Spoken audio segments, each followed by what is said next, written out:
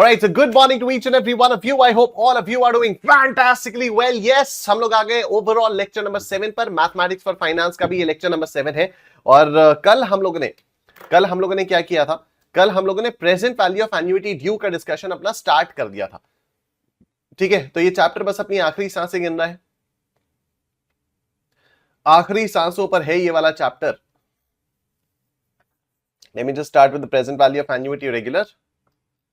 हाँ, मैं आप लोगों को एक बार present value of annuity regular revise कराऊंगा और उसके बाद फिर हम लोग आगे बढ़ेंगे. ठीक है, ऑलराइट.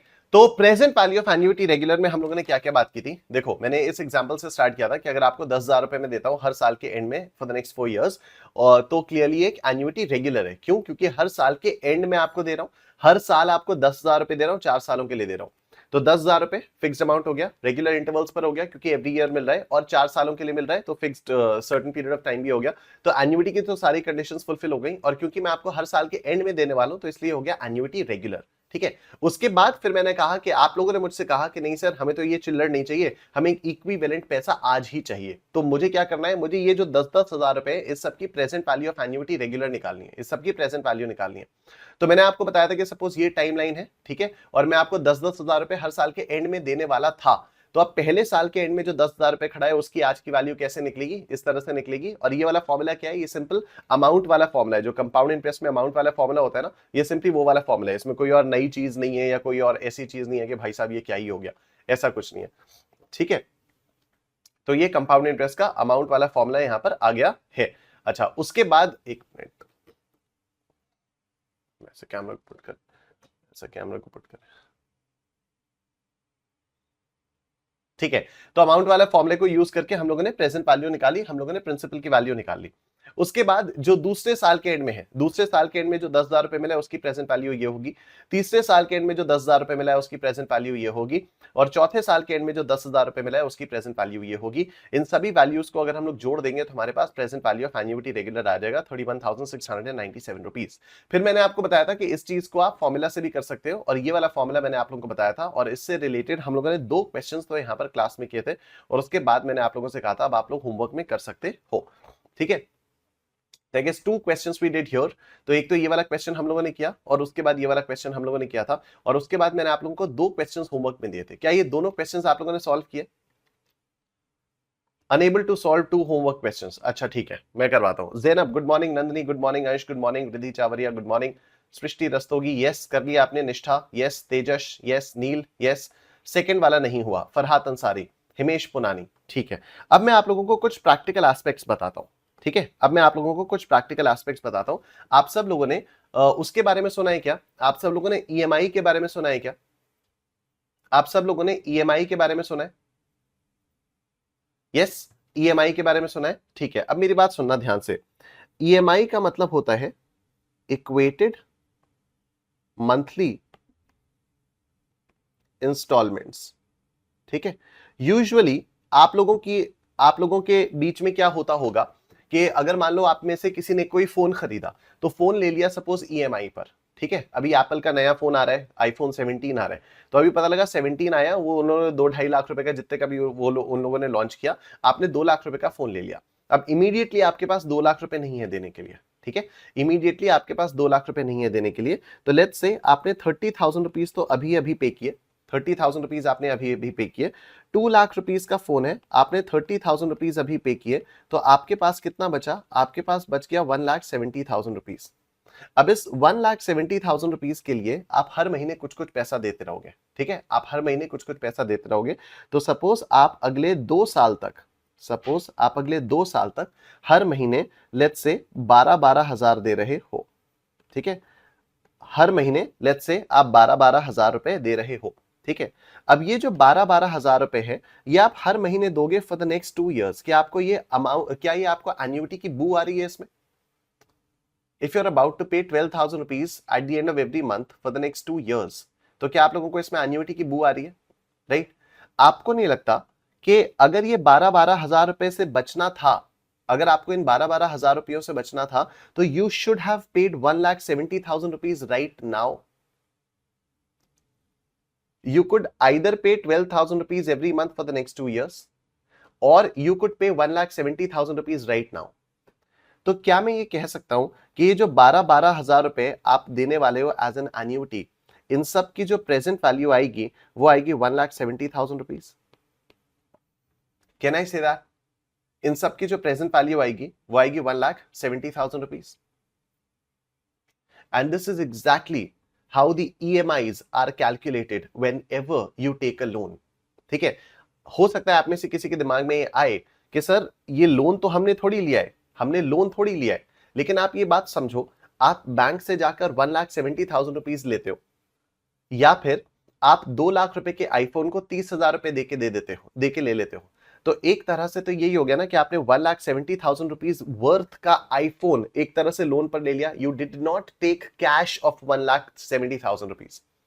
ठीक है, you did not borrow cash of 1,70,000 rupees, but you borrowed iPhone worth 1,70,000 rupees. ये बात समझ में आ रही है सबको?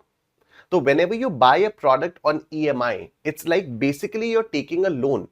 You can either pay the entire amount upfront, or you can pay equal installments. It could be at the end of every month, it could be at the end of every week, it could be at the end of every quarter, it could be at the end of every 6 months, it could be at the end of every year. But basically, जो भी आप ये installments pay कर रहे हो, if you did not want to have to pay these installments, अगर आपका मन नहीं है कि ये installments मुझे pay करनी है, then आपके पास alternative क्या था कि आप upfront amount अभी दे दो। इसका मतलब 1,70,000 rupees is the present value of all these installments, yes or no? 1,70,000 rupees is the present value of all these installments. ये बात सबको समझ में आ रही है? तो इस चीज को याद रखना, every time you take a loan, that loan amount, जितने रुपए का भी आप लोन लेते हो, that is basically the present value of all the installments that you pay to repay that loan. Boom.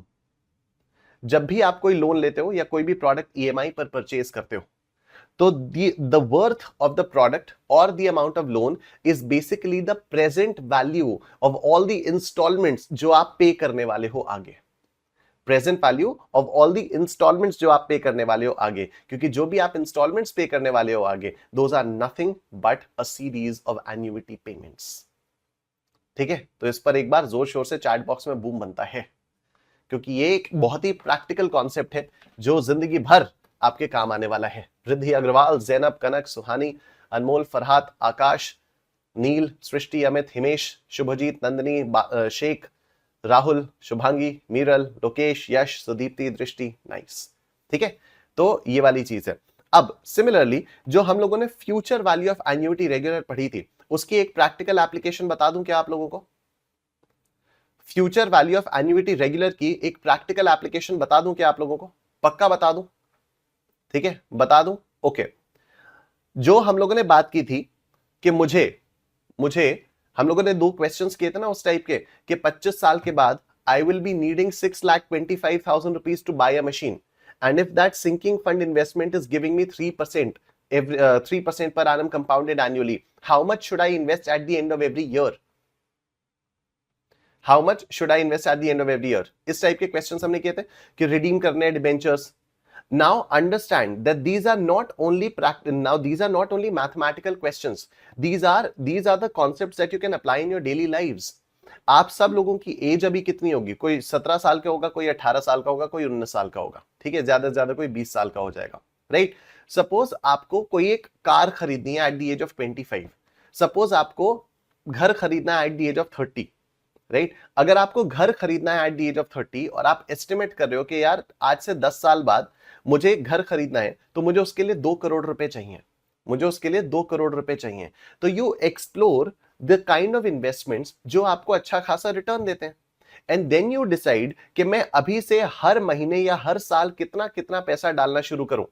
मैं हर महीने या हर साल कितना कितना पैसा डालना शुरू करूं, जिससे 10 साल में इसी इंटरेस्ट रेट पर मेरे पास 2 करोड़ रुपए आ जाए। It's very very practical. मैं आपको एक एकदम प्रैक्टिकल लाइफ का एग्जांपल करके दिखा रहा हूं।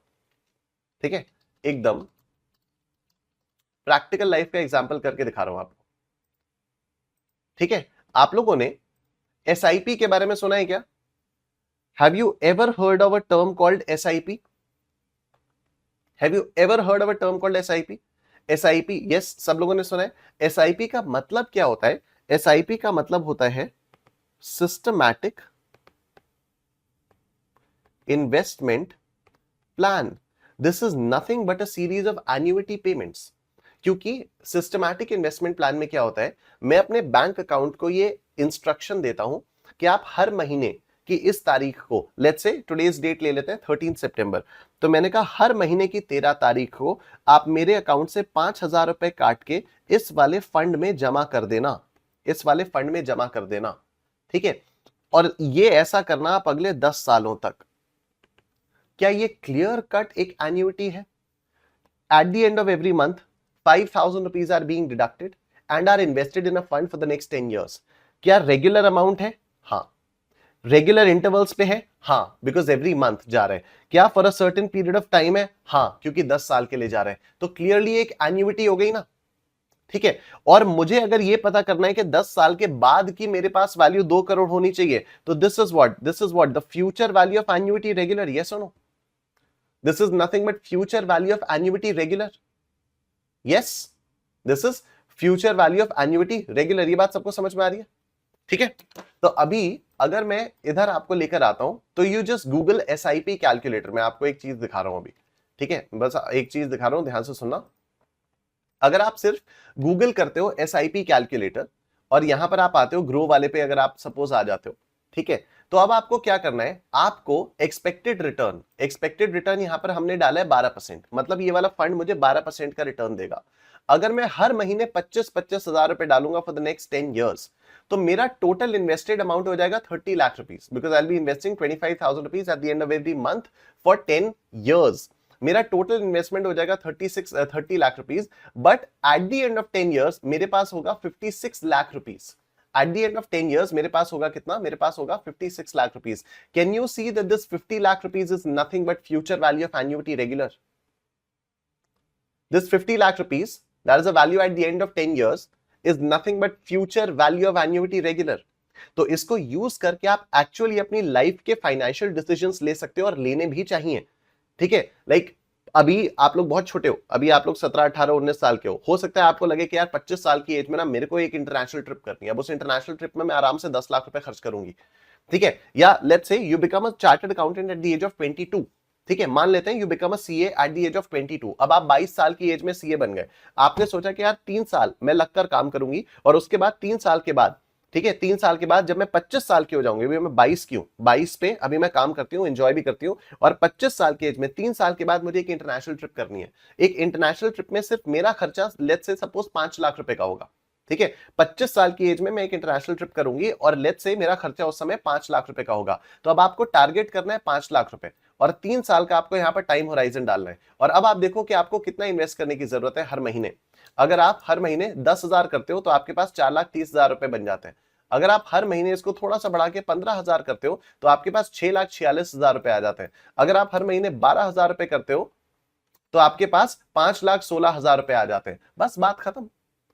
At the age of 22, in order to get 5 lakh rupees at the age of 25, so that you can go on an international trip, so that ये हम लोग हमेशा क्वेश्चंस में यही तो बात करते थे ना भाई, 25 साल बाद मुझे 5 लाख रुपए चाहिए, उस समय अचानक से मेरे पास 5 लाख रुपए कहां से आएंगे? तो मैंने अभी से थोड़ा थोड़ा पैसा इन्वेस्ट करना शुरू किया, जिससे मुझे उस फंड में इंटरेस्ट मिलता रहा, रिटर्न मिलता रहा, और बाद में मेरे पास 25 लाख रुपए हो गए। अब यहां पर आपने क्या किया, आपने देखा कि अगर मैं हर महीने 12-12 हजार रुपए इन्वेस्ट करता हूं एक ऐसे फंड में जो मुझे 12% पर एनम का रिटर्न देता है, तो 3 साल बाद मेरा टोटल इन्वेस्टमेंट कितना हो जाएगा? मेरे इन्वेस्टमेंट की टोटल वैल्यू कितनी हो जाएगी? 5,16,000 रुपीज।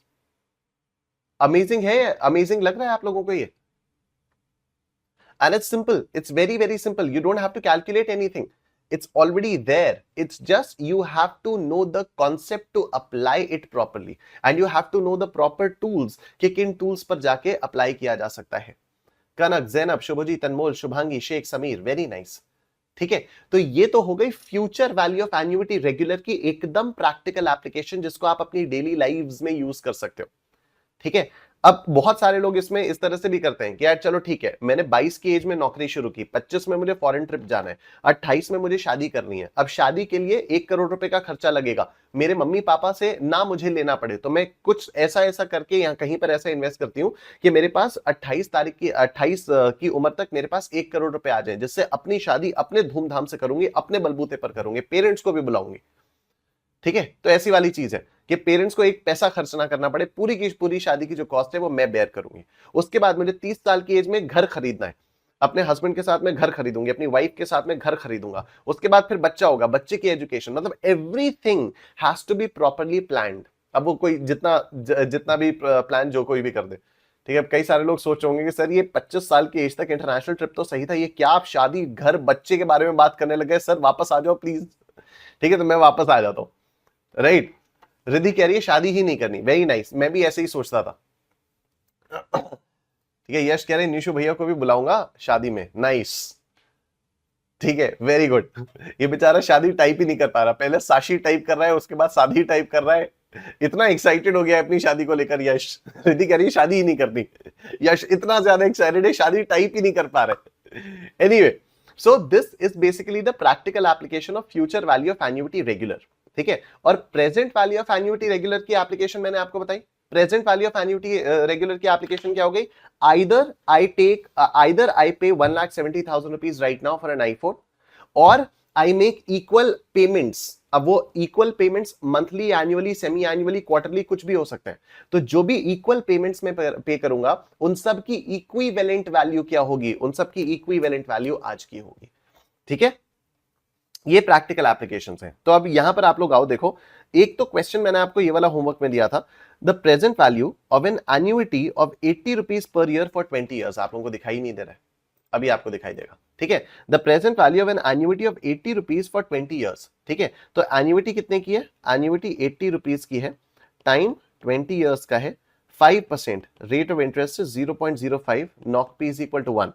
तो इसकी present value of annuity regular क्या होगी? ए into 1 plus I by knock p raised to the power t into knock p minus 1 upon I by knock p into 1 plus I by knock p raised to the power t into knock p, ठीक है। तो A हो गया 80, 1 plus 0.05 by 1 raised to the power 20 into 1 minus 1 upon 0.05 by 1 into 1 plus 0.05 by 1 raised to the power 20 into 1, और ये सब लोगों का 997 आ जाएगा। बस इसमें कोई दिक्कत वाली बात नहीं है। अब जो प्रैक्टिकल एप्लीकेशन के बेस पे आया क्वेश्चन वो ये आया, अब आप लोग इसको कर पाओगे। देखो, 5,000 rupees is paid every year for 10 years to pay off a loan. एक लोन को पे करने के लिए मैं हर साल 5-5 हजार रुपए पे कर रहा हूं। तो अब ये 5-5 हजार रुपए मैं कब तक पे कर रहा हूं? अगले 10 सालों तक पे कर रहा हूं। 1, 2, 3, 4, 5, 6, 7, 8, 9, 10, 5,000, 5,000, 5,000, 5,000, 5,000, 5,000, 5,000, 5,000, 5,000, ठीक है। लोन मैंने कहां पर लिया होगा? लोन मैंने 0th पॉइंट ऑफ टाइम पर लिया होगा, और इस लोन को रीपे करने के लिए हर साल के एंड में मैं 5-5 हजार रुपए पे कर रहा हूं, ठीक है। What is the loan amount if interest rate is 14% per annum compounded annually? तो लोन अमाउंट मेरा क्या होगा? तो जाहिर सी बात है कि ये जो भी 5-5 हजार रुपए की एन्युइटीज चल रही हैं, इनकी जो आज की वैल्यू है वही लोन अमाउंट होगा। अभी ये बात आप सबको समझ में आ रही है? whoever said कि सेकंड वाला क्वेश्चन नहीं हो पाया, अभी ये वाली बात आप सब लोगों को समझ में आ रही होगी कि 5-5 हजार रुपए की तो एन्युइटी है, and you are paying the instalments to pay off a loan. तो लोन की वैल्यू क्या होगी? लोन विल बेसिकली बी, हाँ शुभजीत आपने कहा था, ठीक है, लोन बेसिकली क्या होगा? The present value of all the instalments, ठीक है। तो अब it's very simple, PVAR is equal to A into 1 plus I by knock P raised to the power T into knock P minus 1 upon I by knock P into 1 plus I by knock P raised to the power T into knock P, ठीक है। What is A? A is 5,000, 1 plus 0.14 by 1 raised to the power, कितने साल का है? 10 साल का है, 0.1 by 1 into 1 plus 0.1 by 1 raised to the power 10 into, कितना आ रहा है? कितना आ रहा है?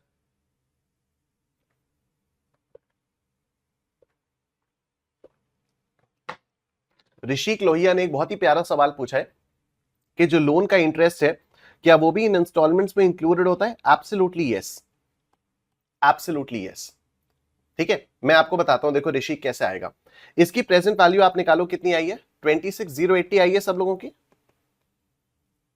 26,080। ठीक है, बहुत ध्यान से मेरी बात सुनना, वेरी वेरी गुड क्वेश्चन, ऋषिक ने बहुत अच्छा क्वेश्चन पूछा है, आप सब लोग बहुत आराम से पूछना। 0.14 ठीक है, 0.14 हो गया हिमेश, राइट। आप एक बार कैलकुलेट करो 50,000 ये 5,000 फॉर द नेक्स्ट 10 ईयर्स, आपने एक्चुअल पेमेंट कितना किया? 5,000 इंटू 10, आपने एक्चुअल पेमेंट कितना किया? आपने 50,000 रुपीज का पेमेंट किया, यस आपने 50,000 रुपीज का पेमेंट किया टोटल, ये बात सबको दिख रही है। मैं हर साल के एंड में 5,000 रुपए का पेमेंट कर रहा हूं, मेरी जेब से कैश में पेमेंट कितना जा रहा है? 50,000 रुपीज का पेमेंट जा रहा है। और लोन की वैल्यू कितनी आई है? लोन की वैल्यू आई है 26,080 रुपए। तो मैं लोन ले रहा हूं 26,080 रुपीज का, but I am actually paying 50,000 rupees. Why this difference? This difference is nothing but interest. तो ये जो 24,020 रुपीज का डिफरेंस आया, 50 माइनस दिस 24,020 आएगा ना, करके देखो, करके देखो, 50,000 माइनस 26,080, 23,920, सॉरी 23,920, 23,920। तो ये जो 23,920 रुपीज का आपके पास डिफरेंस आया, difference is nothing but interest. This difference is nothing but interest. क्या आप लोगों को दिखाई दे रहा है कि जितना आपने लोन लिया ऑलमोस्ट उतना ही आपने इंटरेस्ट पे किया? Almost double U paid the amount. Can you see this? कि आप जितने रुपए का लोन ले रहे हो उतना ही ऑलमोस्ट आप इंटरेस्ट पे कर रहे हो, तो you actually paid double the amount. ठीक है, इसीलिए ये बोला जाता है कि लोन आपको नहीं लेना चाहिए। इसीलिए ईएमआईज जो होती है ना, बहुत बड़ा फाइनेंशियल ट्रैप है, बहुत बड़ा फाइनेंशियल ट्रैप होता है ईएमआई। मतलब never ever buy anything on EMI, trust me on this. I have done the same, but I think due to some calculation error, I did not get the answer. Okay, कोई बात नहीं शुभजीत। एक ये financial life advice लेके जाओ यहां पर आज मेरे से, never ever buy anything on EMI. आपको घर खरीदना है, आप पैसा इकट्ठा करो, तुरंत अपफ्रंट पेमेंट करो, घर खरीद लो। नो कॉस्ट ईएमआई पर इंटरेस्ट नहीं लगता। Anmol, a brilliant question. I am amazed with the level of questions this batch is asking me. Trust me, ये वाली चीजें जो नो कॉस्ट ईएमआई और ये सारी चीज होती है ना, मुझे हर बैच में खुद बतानी पड़ती हैं। और इस बैच में जानबूझ के नहीं बता रहा था क्योंकि एग्जाम के लिए रेलेवेंट नहीं है, but it's a very good question. जो नो कॉस्ट ईएमआई होती है ना, उसमें बैंक आपसे हिडन चार्जेस लेते हैं। ठीक है अनमोल, ऋषिक, जो नो कॉस्ट ईएमआई होती हैं वो ऊपर ऊपर से दिखता है कि कुछ भी नहीं है। ठीक है सर, बहुत सारे लोग बोलते हैं कि ईएमआई पर ले लो, हाँ गलत बोलते हैं रिद्धि। ठीक है, ईएमआई पर लेना बहुत ज्यादा रिस्क की चीज होती है, क्योंकि अगर आपने कोई चीज ईएमआई पर ली, आप समझो कि आपके पास वो एसेट तब आएगा when you will pay the last EMI, मतलब एसेट का पोजीशन आपके पास आ जाएगा, बट आपके जो एसेट की जो ओनरशिप है that will be yours only when you pay the last EMI. And you never know कब जॉब में ऊपर नीचे हो जाए, कब फाइनेंशियल क्रंच आ जाए, कब कोई मेडिकल इमरजेंसी आ जाए, व्हाटएवर कुछ भी हो सकता है। ठीक है, तो जो बहुत सारे लोग बोलते हैं ईएमआई पर ले लो, ईएमआई पर ले लो, बहुत गलत चीज है। ईएमआई बिल्कुल नहीं करना चाहिए। I paid 5,000 rupees for file charge which includes an loan which included in the loan of 32,000 rupees. Yes, तो जो भी चीज आप ईएमआई पर लेते हो, पहली बात तो वो ईएमआई वाली चीज आपको करनी नहीं चाहिए। अच्छा, ईएमआई भी कैसे करनी चाहिए वो मैं आपको अभी बताता हूँ। ठीक है, अभी मैं आपको एक बहुत ही इंटरेस्टिंग हैक भी बता देता हूँ इसका। ठीक है, इसका एग्जाम से कोई रिलेशन नहीं है, इसका एक बहुत ही इंटरेस्टिंग हैक बताता हूँ कि जो अमीर लोग होते हैं वो ईएमआई पर कैसे लेते हैं। Sir why business person take loan, हाँ मैं बताता हूँ, अभी बताता हूँ उस पर। ठीक है, कि बिजनेस वाले लोग लोन क्यों लेते हैं, अभी मैं आपको उस पर भी बताता हूँ। ठीक है, पहले जीरो कॉस्ट ईएमआई वाली बात कंप्लीट करते हैं, उसके बाद ये वाली चीजें भी बताता हूँ आपको। अब जो नो कॉस्ट ईएमआई होती है, वो नो कॉस्ट ईएमआई एक्चुअली जो आपको दिखाया जाता है कि आप 26,080 का लोन अगर आप ले रहे हो तो इसी को डिवाइडेड बाई 10 कर देते हैं, तो फिर बोला जाता है कि इसको डिवाइडेड बाई अगर 10 कर दिया तो 2608 इतने की आपकी ईएमआई बनेगी। ठीक है, इट्स 2608 इतने की आपकी ईएमआई बन जाएगी। ठीक है, तो इंस्टेड ऑफ 5,000 रुपीज यू पे ओनली 2608, तो आप कैलकुलेट करते हो, ठीक है 2608 इंटू 10 ये आ जाता है 26,080। लेकिन बैंक अपने प्रोसेसिंग चार्जेस लेता है, और बैंक जो प्रोसेसिंग चार्जेस लेता है तो आपको अल्टीमेटली थोड़ा सा एक्सपेंसिव पड़ता है। तो ये तो हो गया जीरो कॉस्ट ईएमआई वाली चीज। ठीक है, अब मैं बिजनेस वाले लोन्स के बारे में आपको बताता हूं। ठीक है, यहां पर मैंने 26,080 रुपीज का लोन लिया, ध्यान से सुनना, इसी क्वेश्चन के थ्रू मैं आपको बता रहा हूं। मैंने 26,080 रुपीज का लोन लिया, मैंने इस पर 14% के रेट से इंटरेस्ट पे किया। यस, ये सबको दिखाई दे रहा है यहां पर कि आई am paying interest at the rate of 14% per annum. ये सबको दिखाई दे रहा है कि आई am paying interest at the rate of 14% per annum. 14% per annum का इंटरेस्ट ही इसमें इंक्लूडेड है, तभी जाकर ये इतना टोटल इंटरेस्ट इतना बन रहा है। तो everybody can see that I am paying 14% per annum. ठीक है, अगर if I am able to generate 24% return from this loan, मतलब मैंने 26,080 रुपए का लोन लिया, ध्यान से सुनना, मैंने 26,080 रुपए का लोन लिया, मैंने इसको इन्वेस्ट किया अपने बिजनेस में। मैंने, क्योंकि मेरे पास 26,080 रुपए आ गए, अब मैं इसको अपने बिजनेस में कुछ भी यूज कर सकता हूं। मैं एडवर्टीजमेंट्स के लिए मैं यूज कर सकता हूं, मैं लोगों को हायर कर सकता हूं, जिन लोगों को नॉलेज है मैं उनको पेमेंट कर सकता हूं, मैं कुछ भी कर सकता हूं। 26,080 रुपए का मेरे पास लोन आया, और अगर मैं ये एस्टिमेट कर पा रहा हूं कि I will be able to generate 24% return on myself, तो मुझे देना कितना है 14%, मैं जनरेट कितना कर पा रहा हूं 24%, तो मुझे ओवरऑल 10% का फायदा हो रहा है। मुझे ओवरऑल 10% का फायदा हो रहा है। फटाफट से बताओ मुझे, क्या मुझे ओवरऑल 10% का फायदा हो रहा है? ठीक है, मुझे 10% का फायदा हो रहा है, इसीलिए बिजनेसमैन लोन ले लेते हैं। अब और सुनो मेरी बात, मान लो मेरे पास 1 करोड़ रुपए हैं, मान लो मेरे पास 1 करोड़ रुपए हैं। जो बहुत अमीर लोग होते हैं वो कैसे काम करते हैं वो भी आपको बता देता हूं। मान लो मेरे पास 1 करोड़ रुपए है, मुझे कोई चीज परचेज करनी है, लेट्स से 75 लाख रुपीस की, मुझे कोई चीज परचेज करनी है लेट्स से 75 लाख रुपीस की। क्या मैं आराम से इसमें से 75 लाख रुपीस, क्या मैं आराम से इसमें से 75 लाख रुपीस देकर वो चीज परचेज कर सकता हूं? हां, आराम से कर सकता हूं। लेकिन मैं क्या करूंगा, मैं जाऊंगा और मैं बैंक से 75 लाख रुपीस का लोन ले लूंगा। मैं क्या करूंगा, मैं बैंक से 75 लाख रुपीस का लोन ले लूंगा। 75 लाख रुपीस के लोन पर मुझे बैंक को सपोज पे करना होगा 10% के रेट से इंटरेस्ट। ठीक है, और जो मेरे पास ये 75 लाख रुपीस है, इसको मैं कर दूंगा इन्वेस्ट, इसको मैं कर दूंगा इन्वेस्ट, और इस इन्वेस्टमेंट पर मैं रिटर्न जनरेट कर दूंगा 14%। If I know how to generate return of 14%, तो I already have 75 lakh rupees. मुझे ये लोड नहीं है कि कल को अगर मेरा काम बंद हो गया तो मैं बैंक को पे करने के लिए कहां से पैसा लाऊंगा। I have the money, I already have the money, but I am not using my money. मैं बैंक से 75 लाख रुपीस का लोन लूंगा, बैंक को 10% के रेट से इंटरेस्ट दूंगा, जो अपना 75 लाख रुपीस है उस पर मैं 14% का इंटरेस्ट कमाता रहूंगा, उस पर मैं 14% कमाता रहूंगा। इससे हुआ क्या, ओवरऑल मैं 4% के गेन पर आ गया। क्या मैं ओवरऑल 4% के गेन पर आ गया? अगर मैं अपना ही पूरा 75 लाख रुपीस लगा देता बिजनेस में, तो मुझे ये एक्स्ट्रा 4% कहां से मिलता? तो मैंने क्या किया, अपने 75 लाख रुपीस को इन्वेस्ट किया, इन्वेस्ट करने पर मुझे 14% का इंटरेस्ट मिला। बैंक से 75 लाख रुपीस लिया, उस पर मुझे 10% का इंटरेस्ट देना है। 14% का जो इन्वेस्टमेंट मुझे इंटरेस्ट मुझे मिला, उसमें से 10% बैंक को दे दिया, बचा क्या, 4% अभी भी मेरे पास बचा है, 4% अभी भी मेरे पास बचा है। तो जो अमीर लोग लोन लेते हैं या जो लोन लेके लोग खरीदते हैं चीजें, वो इस प्रिंसिपल से करते हैं। तो फिर एसआईपी बेटर है म्यूचुअल फंड? ऋषिक, जो एसआईपी होती है वो म्यूचुअल फंड्स में ही होती है। एसआईपी जो होती है वो शेयर्स में भी हो सकती है, इंडिविजुअल शेयर्स में, और म्यूचुअल फंड्स में भी हो सकती है। लेकिन अब इसके बारे में अगर हम लोग बात करेंगे तो हम बहुत लंबे डिस्कशन में चले जाएंगे, तो अभी इसके बारे में बात हम लोग अभी नहीं करेंगे। ठीक है, लेकिन हाँ, एसआईपी जो होती है, एसआईपी का मतलब होता है systematic investment plan, that could be anywhere. SIP आप बैंक्स में भी कर सकते हो। आप बैंक में बोल दो कि यार मेरी एक एफडी है, मेरी एक रेकरिंग डिपॉजिट है, ठीक है, आप अपने बैंक अकाउंट को इंस्ट्रक्शन दे दो, मेरे अकाउंट से हर महीने 5,000 रुपए काट के मेरे रेकरिंग डिपॉजिट में डाल दे, that is also an SIP. तो SIP is basically a process of investing your money. ठीक है, that process could happen either in shares. आप ये बोल सकते हो कि 5,000 रुपए निकाल के आईटीसी के शेयर्स खरीद लेना हर महीने। आप ये बोल सकते हो 5,000 रुपए निकाल के निफ्टी 50 इंडेक्स फंड में डाल देना, 5,000 रुपए डाल के रेकरिंग डिपॉजिट में डाल देना। तो ये तीनों ही चीजों में what you are doing is SIP. ठीक है, बट तीनों फाइनेंशियल इंस्ट्रूमेंट्स अलग अलग है।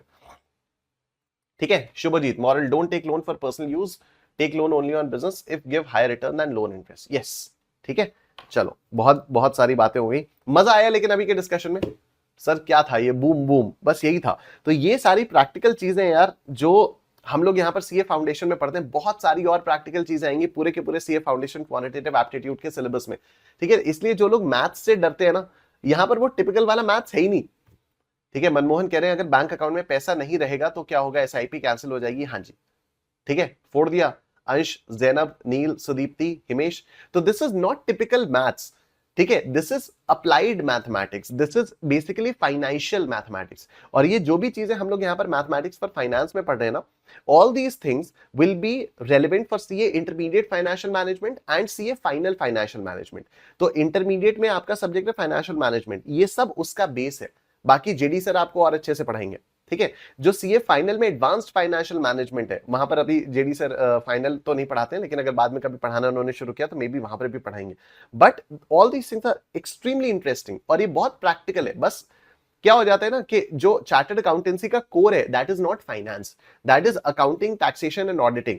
तो यहां पर जो कोर फोकस है अकाउंटिंग, मतलब जब आप सीए इंटरमीडिएट कंप्लीट करने के बाद आप आर्टिकलशिप में जाओगे ना, you know each and everything about taxation जो वहां पर आर्टिकलशिप में होती है, बिकॉज यहां पर इंटरमीडिएट में टैक्सेशन की पढ़ाई इस तरह से कराई जाती है so that you are absolutely well prepared for practical life, ठीक है। बट अनफॉर्चुनेटली जो फाइनेंसेस होते हैं वो थोड़ा सा बहुत बेसिक लेवल के यहां पर कराए जाते हैं सीए कोर्स में, क्योंकि सीए कोर्स का जो कोर है वो फाइनेंस नहीं है। तो if you want to go deep into finance you should definitely go for CFA, ठीक है। मेरा खुद 10 साल से एम है, 2015 में मैंने पहली बार सोचा था कि मुझे सीएफए करना है, लेकिन मैं अभी तक कर नहीं पाया, टाइम नहीं मिल पा रहा है या व्हाटएवर जो भी है। बट हाँ, कभी सीएफए करेंगे, ठीक, तब इसके बारे में और ज्ञान देंगे। तो यही सारी चीजें बताने के लिए तो मैंने अपना वो इंस्टाग्राम चैनल भी खोला हुआ है ना, Fintax by Nishant. Have you guys seen that channel? Have you guys seen that channel Fintax by Nishant? उसमें मैं इसी तरह के स्टॉक मार्केट्स और वो सारी चीजों के बारे में बात करता रहता हूँ, ठीक है। If you haven't seen this channel Fintax by Nishant, follow कर लेना यार उसको, ठीक है। रिद्धि कह रही है सर आप तो कर ही लोगे, नहीं कर तो मैं लूंगा, कर तो मैं लूंगा, आई नो, लेकिन जो भी है इंस्टा ही नहीं चलाता अंश, कोई बात नहीं। दृष्टि कह रही है यस सर फॉलो भी करते हैं, यस ठीक है। तो जिन लोगों ने भी नहीं देखा you can follow my channel Fintax by Nishant, ठीक है। चलो ये हो गया, काफी सारी हम लोगों ने इधर उधर की बातें कर दी, लेकिन काफी इंटरेस्टिंग बातें थी और प्रैक्टिकल लाइफ के लिए बहुत इंपॉर्टेंट थी। तो एक बार बूम, और अब हम लोग चलते हैं थोड़ा सा आगे, वापस आते हैं। अब देखो यहाँ पर क्या हो रहा है, ठीक है। देखो एक और बहुत ही बढ़िया कॉन्सेप्ट होता है, एक बहुत ही बढ़िया कॉन्सेप्ट होता है, and that is known as commutation of pension. Like my father, जो मेरे पापा हैं, वो रिटायर होने वाले हैं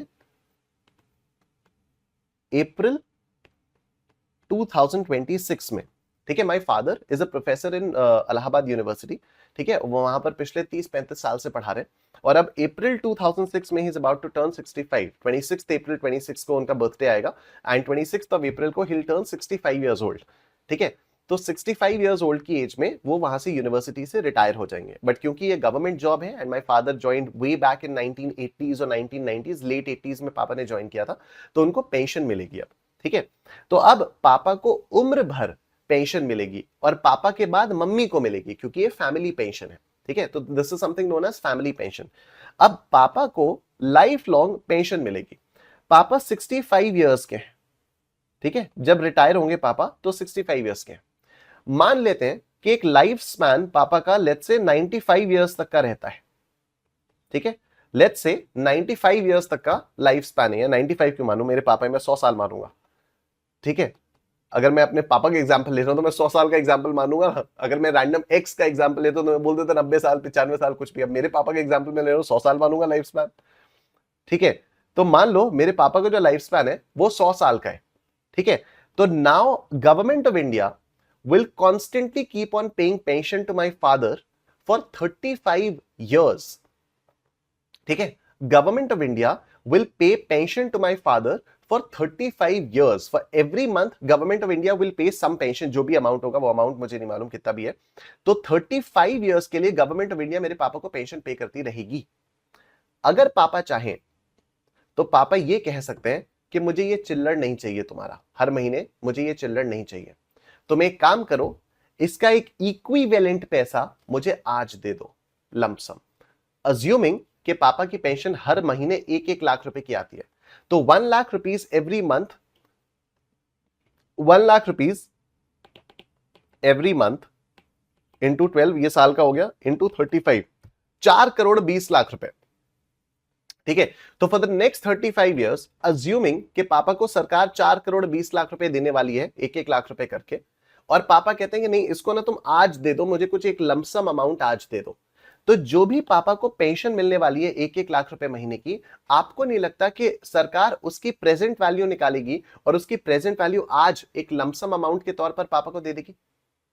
अगर पापा एक इक्विवेलेंट पेंशन मांगना चाहते हैं तो इसका, इस कॉन्सेप्ट का नाम होता है commutation of pension, COMMU, commutation, computation नहीं, commutation, COMMU।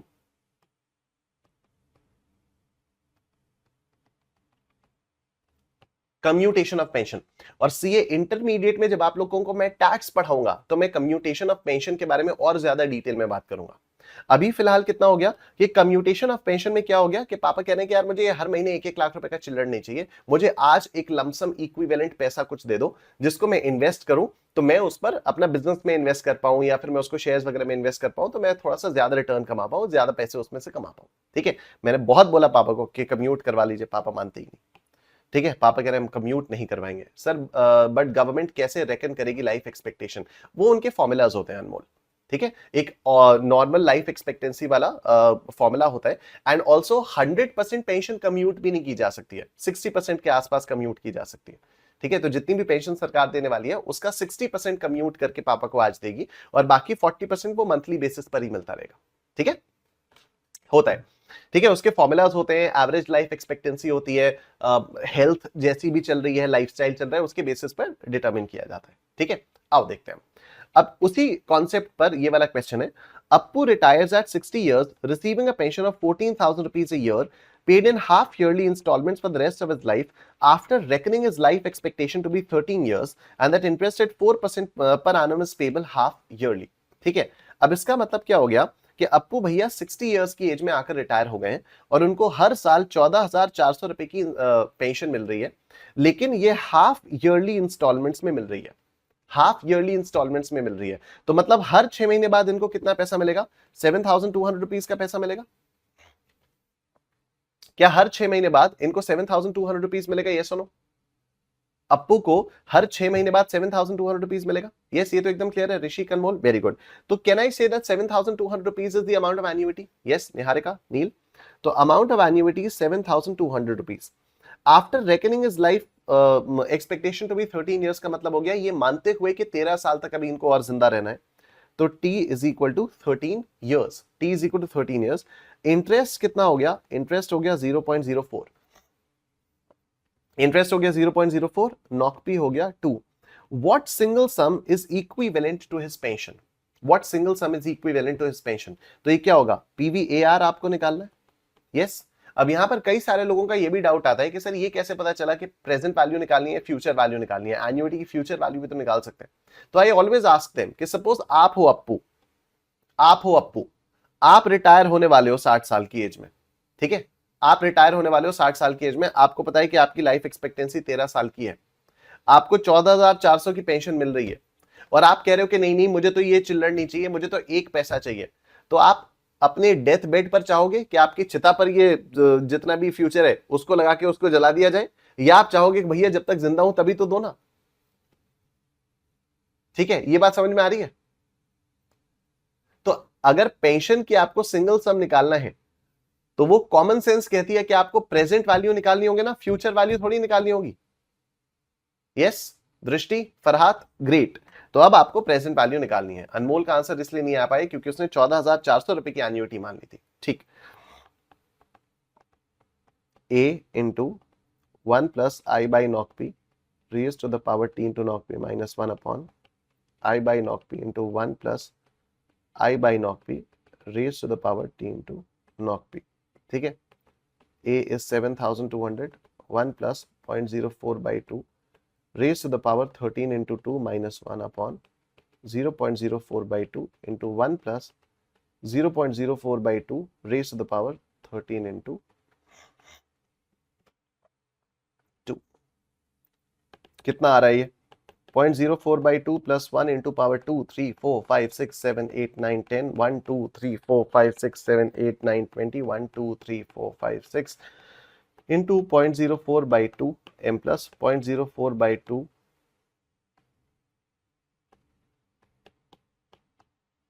Plus 1 into power 2, 3, 4, 5, 6, 7, 8, 9, 10, 1, 2, 3, 4, 5, 6, 7, 8, 9, 20, 1, 2, 3, 4, 5, 6, minus 1 is equal to divided by MRC is equal to into 7,200. This is 144,871. ठीक है, तो this is closest to option B, 144,900. ठीक है, आ गया, very nice.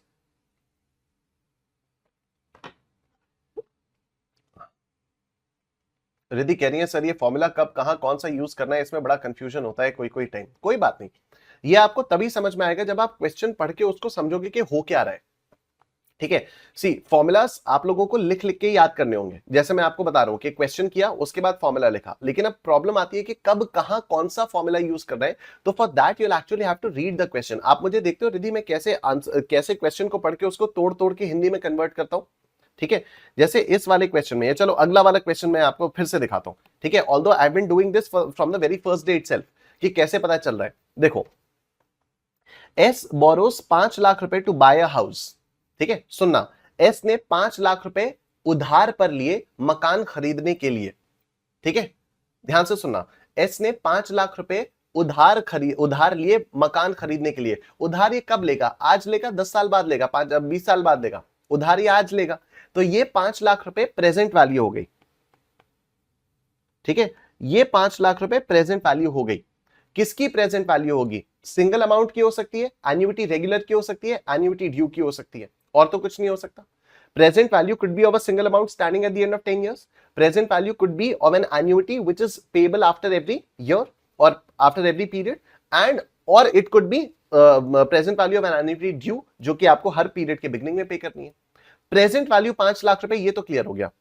If he pays equal annual instalments for 20 years, if he pays equal annual instalments, तो ये इस 5 लाख रुपए की उधारी को वन शॉट में चुका रहा है 20 साल के बाद, या हर साल चुकाता जाएगा 20 सालों तक?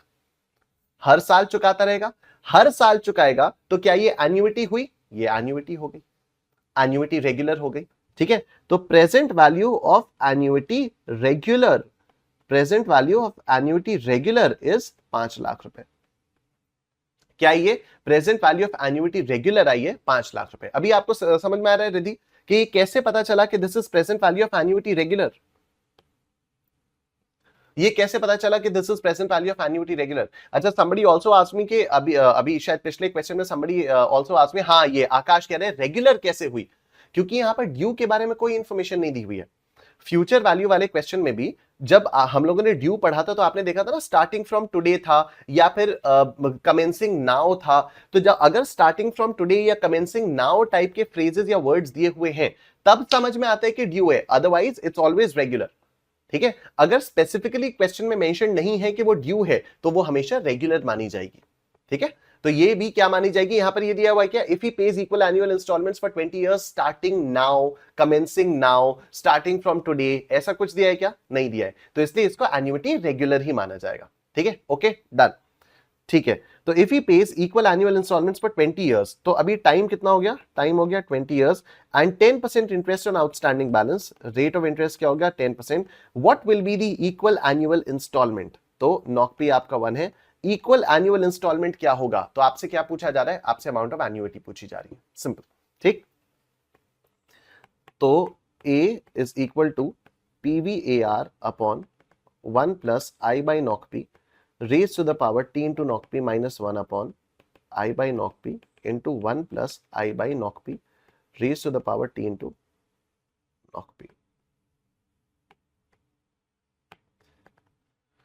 ठीक है, तो now this will be 5 lakh rupees upon 1 plus, what is the rate? 10% by 1 raised to the power 20 into 1 minus 1 upon 0.1 by 1 into 1 plus 0.1 by 1 raised to the power 20 into 1. ठीक है, तो ये कितना आ रहा है आपका?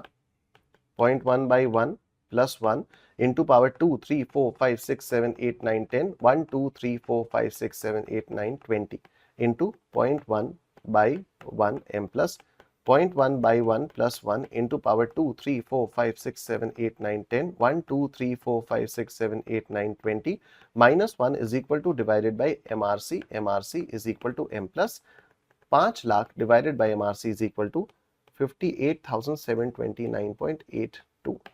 इसको आप और अच्छे से समझो। ठीक है, ये तो आ गया, सबका आंसर आ गया। अंश, अनमोल, रिधि, शुभजीत, नील, निष्ठा, कनक, शेख, राहुल, तंजिला, लोकेश, वेरी गुड। इसका मतलब क्या हुआ कि you have taken a loan of 5 lakh rupees today, you have taken a loan of 5 lakh rupees today and you're going to pay 58,729.82 rupees every year for the next 20 years। ठीक है, तो आप एक बार इसको मल्टीप्लाइड बाय 20 करके देखो कितना आ रहा है आपका 58,729.82, इसको 20 से मल्टीप्लाई करो तो you are paying how much, you are paying total amount of 1174,596.4। Yes, आप 1174,596.4 वाला अमाउंट टोटल पे कर रहे हो। आपने लोन कितने का लिया था, आपने लोन लिया था 5 लाख रुपीस का, तो you paying 6,74,596.4 rupees as interest. ठीक है, आप कितना आप इंटरेस्ट कितना पे कर रहे हो, 6,74,596। तो अभी आप में से किसी ने पूछा था कि सर ये जो भी इंटरेस्ट होता है क्या वो इंटरेस्ट भी इसमें इंक्लूडेड होता है? यस, इंटरेस्ट में इसमें इंक्लूडेड होता है। हाँ जी, डबल से भी ज्यादा। ठीक है, ये होती है लोन वाली बात, राइट।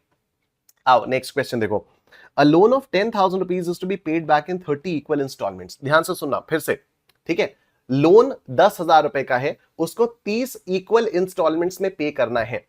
ठीक है, हाँ अच्छा अमित आपने बोला था, okay. A loan of 10,000 rupees, 10,000 रुपए का लोन है, उसको 30 इक्वल इंस्टॉलमेंट्स में पे करना है। ये 10,000 रुपए का अगर लोन है तो ये प्रेजेंट वैल्यू है। हाँ, मुझे एक 30 साल बाद वन शॉट में पे करना है या 30 बराबर बराबर इंस्टॉलमेंट्स में पे करना है? बराबर बराबर इंस्टॉलमेंट्स में पे करना है। अगर बराबर बराबर इंस्टॉलमेंट्स में पे करना है तो एन्युइटी है। हाँ, तो ये जो 10,000 रुपए है ये present value of annuity regular है। 30 साल में पे करना है, 30 equal instalments. Amount of each instalments to cover the principal and 4% per annum compound interest is, तो rate is 4%, NOCP is 1।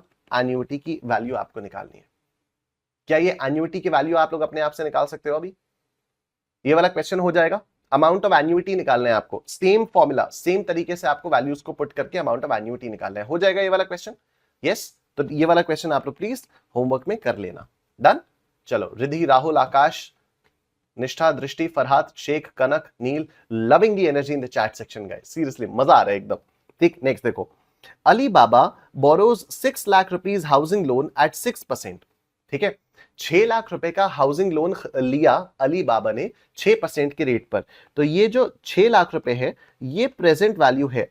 अब housing loan can be repaid one shot after a certain period of time और it could be paid in regular installments. ठीक है, rate of interest है 6%। देखो, repayable in 20 annual installments, repayable in 20 annual installments. यहां पर तो और annuity, तो ये 20 एनुअल इंस्टॉलमेंट्स में एन्युइटी की बू आ रही है। 20 एनुअल इंस्टॉलमेंट्स, बराबर बराबर इंस्टॉलमेंट्स, तो एन्युइटी की बू आ रही है। तो दिस इज PVAR, ये एन्युइटी की बू आ रही है। Commencing eight the end of the first year, पहले साल के एंड से शुरू होकर, तो ये तो एन्युइटी रेगुलर हो गया एकदम। How much annual payment is necessary, तो अमाउंट ऑफ इंस्टॉलमेंट्स क्या होगा? हो जाएगा ये वाला क्वेश्चन भी अपने आप से। ये वाला क्वेश्चन आप लोग अपने आप से कर लोगे। सेम क्वेश्चन जैसे ही पिछला वाला था, जैसे ही उससे पिछला वाला था, एग्जैक्टली सेम क्वेश्चन ये आप लोगों को यहां पर करना है। तो you have to calculate the amount of annuity. Time क्या लेंगे? टाइम ये रहेगा ना, 20 एनुअल इंस्टॉलमेंट्स है ना। किसने पूछा ये? Akash Srivastava. 20 annual installments, annual installments का मतलब हो गया सालाना इंस्टॉलमेंट्स। ठीक है, तो 20 सालाना इंस्टॉलमेंट्स, सालाना इंस्टॉलमेंट्स मतलब हर साल एक इंस्टॉलमेंट पे करनी है। ठीक है, नहीं मतलब इट्स एब्सोल्युटली फाइन यार, समझ में आ रहा है ना ये बात। It could B, it's a very valid doubt कि भाई टाइम कैसे लेंगे। तो अगर आपको ये नहीं समझ में आ रहा है कि टाइम कैसे लेंगे, that means there is some problem with your understanding of the word annual. ठीक है, तो इसलिए मैं आपको एनुअल का मतलब बता रहा हूं। एनुअल का मतलब होता है सालाना। अगर मान लो यहां पर 20 मंथली इंस्टॉलमेंट्स होता तो 20 महीने होते, तो 20 महीने डिवाइडेड बाई 12, तो हमारे पास नंबर ऑफ ईयर्स निकल कर आते, टाइम वैसे निकल कर आता। ठीक है, तो दो ही चीजें हो सकती हैं, या तो आपसे एनुअल वर्ड मिस हो गया या तो आपको एनुअल वर्ड का मतलब नहीं समझ में आया। तो मैंने आपको दोनों तरीके बता दिए एंड इट्स एब्सोल्युटली फाइन। इसमें कोई शर्म वाली बात नहीं है कि एनुअल वर्ड का मतलब नहीं पता। क्या हो गया, नहीं पता होता कई सारे वर्ड्स का मतलब, क्या है, कोई टेंशन नहीं है, बिल्कुल घबराना नहीं। ठीक है ना, चलो ये हो गया, आगे चलते हैं। A company borrows 10,000 rupees, a company borrows 10,000 rupees, ध्यान से सुनना, a company borrows 10,000 rupees on the condition to repay it with compound interest at 5% by annual installments of 1,000 rupees each. ठीक है, तो बोरो किया कितना, बोरो किया 10,000 रुपए। क्या ये प्रेजेंट वैल्यू है? हाँ, ये प्रेजेंट वैल्यू है। इसको रीपे हम कैसे कर सकते हैं? या तो हम कुछ सालों के बाद वन शॉट में रीपे कर सकते हैं, या तो हम रेगुलर इंस्टॉलमेंट्स में इसको रीपे कर सकते हैं। हम कैसे रीपे कर रहे हैं? एनुअल इंस्टॉलमेंट्स में रीपे कर रहे हैं। एनुअल इंस्टॉलमेंट्स में रीपे करने का मतलब क्या हो गया कि ये एक एन्युइटी है, और अगर ये एन्युइटी है तो फिर यहां पर 10,000 रुपए इज व्हाट, 10,000 रुपए is the present value of annuity regular. ठीक है, present value of annuity regular is 10,000 rupees. 5% के रेट पर होगा interest, annual installments of 1,000 rupees each, तो amount of annuity is 1,000। The number of years by which the debt will be cleared is, easy है Amit, nice. तो अभी आपको time निकालना है। आओ ये वाला क्वेश्चन मैं आपको करके दिखा रहा हूं, बहुत आराम आराम से, धीरे धीरे करके चलेंगे। तो PVAR is equal to 10,000, amount of annuity is 1,000, time हम लोगों को निकालना है, rate of interest is 5% and NOCP is equal to 1। तो PVAR is equal to A into 1 plus I by NOCP raise to the power T into NOCP minus 1 upon I by NOCP into 1 plus I by NOCP raise to the power T into NOCP। ठीक है, PVAR is 10,000 is equal to 1,000 into 1 plus 0.05 by 1 raised to the power T into 1 minus 1 upon 0.05 by 1 into 1 plus 0.05 by 1 raised to the power T into 1। ठीक, तो ये आ जाएगा 10,000 divided by 1,000। ठीक है, इस 1,000 को मैं इधर ले आया, ये आ गया, यहां पर आ गया 1.05 raise to the power T minus 1 upon 0.05 into 1.05 raise to the power T। ये हो गया, ये 3 जीरोस यहां पर कट गए, हमारे पास LHS में बच गया 10। 10 is equal to 1.05 raise to the power T minus 1 upon 0.05 into 1.05 raise to the power T। अब आप एक काम करो, सिर्फ 10 को मल्टीप्लाई कर दो 0.05 से, मतलब ऐसे क्रॉस मल्टीप्लाई कर दो। क्रॉस मल्टीप्लाई तो पॉसिबल है, लेकिन पूरे से क्रॉस मल्टीप्लाई मत करो। 1.05 raise to the power T denominator में ही रहने दो, 0.05 को ऐसे मल्टीप्लाई कर दो। तो ये क्या आया, ये आया 10 into 0.05 is equal to 1.05 raise to the power T minus 1 upon 1.05 raise to the power T। तो 10 इंटू 0.05 कितना होता है, 10 इंटू 0.05, दिस इज 0.5, तो यह 0.5 is equal to 1.05 raise to the power T minus 1 upon 1.05 raise to the power T। अब मेरी बात ध्यान से सुनना, बचपन में 4th क्लास में, ठीक है, जब 3rd 4th क्लास में हम लोगों ने पहली बार फ्रैक्शंस पढ़े थे, और फ्रैक्शंस का एडिशन सब्ट्रैक्शन हम लोगों ने पढ़ा था, तो हम लोगों ने ये बात की थी क्या कि अगर 3/2 प्लस 4/9 हो, तब तो आप LCM ले लो, 2 9s 18 कर लो, 2 9s 18, 3 9s 27 plus 9 2s 18, 4 2s 8, तो इस तरह से आपका आ जाएगा। लेकिन अगर मान लो ये भी 9 है, तो फिर हम लोग क्या कर रहे थे कि अगर 3/9 प्लस 4/9 है, तो हम लोग टोटल 9 ले लेते थे और 3 प्लस 4 एज इट इज कर देते थे। ये याद आ रहा है आप लोगों को? ठीक है, अगर 3/9 प्लस 4/9 है, मतलब डिनोमिनेटर्स सेम है, अगर आपके डिनोमिनेटर्स सेम है, तो डिनोमिनेटर सेम होने के बाद हम लोग क्या करते थे कि ठीक है, कंबाइंड डिनोमिनेटर उसी को मान लेते थे, और 3 प्लस 4 हम लोग एज इट इज कर देते थे। ठीक है, मुझे आप एक बात बताओ, अगर मान लो आपके पास ऐसा दिया हुआ होता, इसी लॉजिक पर अगर हम लोग चलें, अगर आपको 29 माइनस 14 डिवाइडेड बाई 10 दिया हुआ होता, तो क्या मैं इसी लॉजिक को यूज करके ऐसे कर सकता हूं 29/10 minus 14/10? Can I do that? 29 minus 14 whole divided by 10 अगर है, तो मैं उल्टा कर सकता हूं ना इसको कि 29/10 माइनस 14/10, बिल्कुल ऐसे लिख सकता हूं। एग्जैक्टली उसी तरह से हम लोग यहां पर भी लिखेंगे। क्या लिखेंगे? देखो 0.5 is equal to 1.05 raise to the power T upon 1.05 raise to the power T minus 1 upon 1.05 raise to the power T। यहां पर भी तो यही हो रहा है, 29 माइनस 14/10, यहां पर भी वही है, this minus this whole divided by this, तो मैंने क्या किया, इसको अलग लिख लिया ब्रेक करके और इसको अलग लिख लिया ब्रेक करके, बस वही है।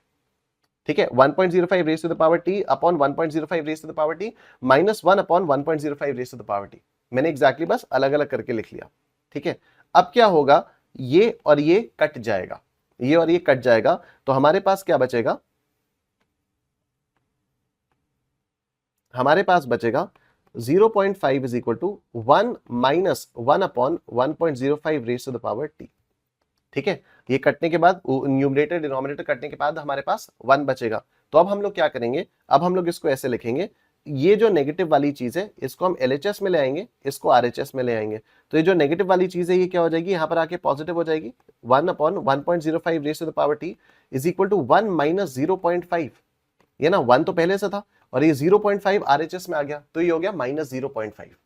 ठीक है, अब यहां पर क्या हो जाएगा, 1 upon 1.05 raise to the power T is equal to, अब यहां पर ना बड़ी मजेदार चीज होती है, आप कैलकुलेटर पे करते हो 1 माइनस 0.5 और फिर आप इक्वल टू दबाते हो और आपको लगता है आपका कैलकुलेटर खराब हो गया, क्योंकि कैलकुलेटर कुछ और देता ही नहीं है। Why, because 1 minus 0.5 is equal to 0.5 ना। अगर मैं यहां पर करता हूं 1 माइनस 0.5 इज इक्वल टू, तो मैं सोच रहा हूं कैलकुलेटर कुछ कर क्यों नहीं रहा है। ठीक है, 1 minus 0.5 is equal to, calculator कुछ कर क्यों नहीं रहा है, खराब हो गया क्या कैलकुलेटर? नहीं, खराब नहीं हुआ, क्योंकि 1 minus 0.5 is equal to 0.5 only. ठीक है, तो यहां पर हम लोग क्या पुट करेंगे, यहां पर ये आ जाएगा 0.5। Why, because 1 minus 0.5 is 0.5। ये मैं इसलिए इतना एम्फसाइज करके बता रहा हूं because in one of the batches a student asked, मैंने डायरेक्टली इसको ऐसे लिख दिया, तो किसी ने कहा सर यहां से आपने 1 और माइनस तो हटा दिया, 1 और माइनस कहां गया? तो फिर मैंने उसको दोबारा बताया कि भाई देख 1 माइनस 0.5 इज इक्वल टू 0.5। ठीक है, कैलकुलेटर पर करके देख, राइट, ये हो गया। अब हम अगर इसको रेसिप्रोकल कर देंगे तो ये हो जाएगा 1.05 raise to the power T is equal to 1 upon 0.5। ठीक है, तो what is 1 upon 0.5? 1 upon 0.5 is equal to 2. तो we have 1.05 raised to the power t is equal to 2. ठीक है, 1.05 raised to the power t is equal to 2. Now you can try the options. ठीक है, 14.2 years आपका answer आएगा यहाँ पर। तो 1.05 raised to the power 14.2 जब आप लोग करोगे तो आपका इस तरह से आंसर आएगा। ठीक है, 1.05 12 bar square root 1 2 3 4 5 6 7 8 9 10 11 12 minus 1 into 14.2 plus 1 1 2 3 4 5 6 7 8 9 10 11 12 कितना आया? 1.999 आ गया, 1.999 आ गया, ये 1.999। तो this is approximately equal to 2। ठीक है, this is approximately equal to 2 and that's it.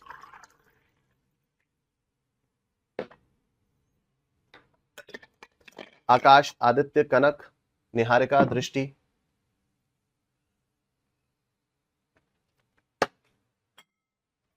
Himesh, boom, yes. तो ये है रिद्धि, अमित, नील, शेख, कनक, दृष्टि, अनमोल, ग्रेट। ठीक है, तो इसका आंसर आ गया 14.2 इयर्स। अब एग्जैक्टली सेम क्वेश्चन, कैलकुलेशन का, हाँ प्रोसेस थोड़ा सा लंबा है, लेकिन प्रोसेस लंबा होने की वजह से थोड़ा सा हो जाता है, आसान हो जाता है। एग्जैक्टली सेम क्वेश्चन अगला वाला है, एग्जैक्ट सेम क्वेश्चन। देखो, मिस्टर पॉल बोरोस 20,000 रुपीज। इस वाले क्वेश्चन में क्या था? इस वाले क्वेश्चन में 10,000 था, यहां पर क्या है? 20,000 है। On a condition to repay it with compound interest as 5% per आनम। पुराने वाले क्वेश्चन में भी 5% पर आनम था, इस वाले में भी 5% है। In annual installments of 2,000 rupees each. पुराने वाले क्वेश्चन में 1,000 की इंस्टॉलमेंट्स थी। ठीक है, पुराने वाले में 1,000 की इंस्टॉलमेंट्स थी। The number of years for the debt to be paid off is, इसका भी आंसर वही होगा 14.2, क्योंकि उस यहां पर क्या था, यहां पर you said 10,000 is equal to 1,000 और बाकी सब कुछ तो एग्जैक्टली सेम है। अब जब आप ये वाला क्वेश्चन करोगे तो यहां पर क्या आएगा? 10,000 की जगह 20,000 आएगा और यहां पर 2,000 आएगा, तो ये भी कट कुटा के 10 ही बच जाएगा।